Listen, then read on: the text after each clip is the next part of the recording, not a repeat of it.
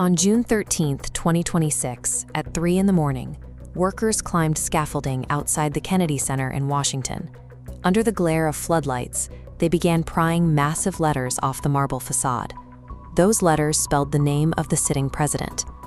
This removal was the enforcement of a direct order from a federal judge, requiring the administration to strip the president's name from the building by judicial decree. The court gave the administration exactly 14 days to comply. The Justice Department filed a last-minute request for an emergency stay to keep the letters up, but the court denied it. The clock ran out at midnight, and 3 hours later, the removal began. Understanding how a single court can force the removal of a president's name from a prominent federal building requires looking past immediate political noise to a specific legal mechanism established over 60 years ago. Watching those letters come down piece by piece in the dark is a rare physical manifestation of the judicial branch checking executive power in real time. The conflict started almost immediately after the new administration took office in 2025. The president fired the existing leadership of the Kennedy Center and filled the board of trustees with loyalists. By December, that newly appointed board held a vote to unilaterally rename the building the Donald J. Trump and John F. Kennedy Memorial Center.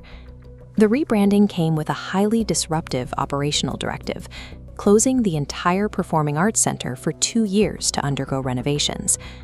Resistance formed within the institution. Representative Joyce Beatty, a congresswoman sitting on the Kennedy Center's Board of Trustees, filed a federal lawsuit to declare the renaming null and void.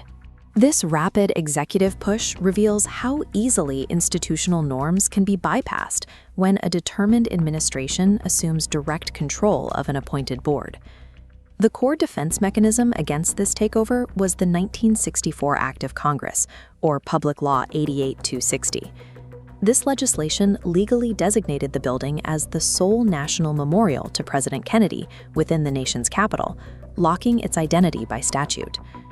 When Representative Beatty's lawsuit landed in the U.S. District Court for D.C., Judge Christopher Cooper took jurisdiction over the dispute. Judge Cooper's logic was clear.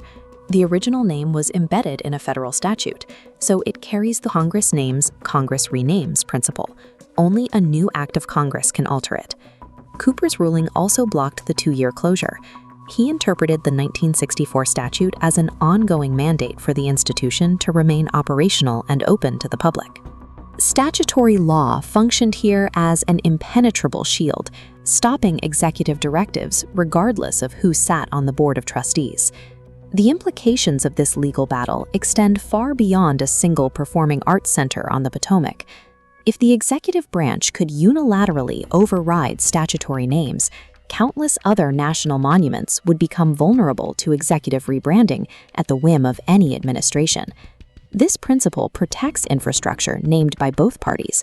Reagan National Airport, named by a Republican Congress in 1998, is shielded from a future Democratic president by this exact same rule.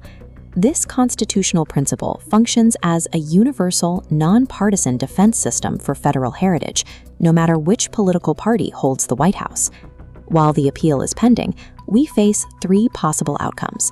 In Scenario Green, the appellate court affirms Cooper's ruling, protecting the constitutional status quo and keeping the Kennedy Center open. Scenario Yellow would be a partial reversal. It would grant the executive branch more operational control to proceed with renovations while keeping the name change blocked. In Scenario Red, the Supreme Court reverses the decision entirely, granting the executive branch unprecedented power over all congressional designations. In the present reality, the building stands restored in the morning light, operating under the name Congress gave it in 1964. The 3 a.m. removal was a visible proof of the American system of checks and balances functioning as designed. The law definitively outranked the office.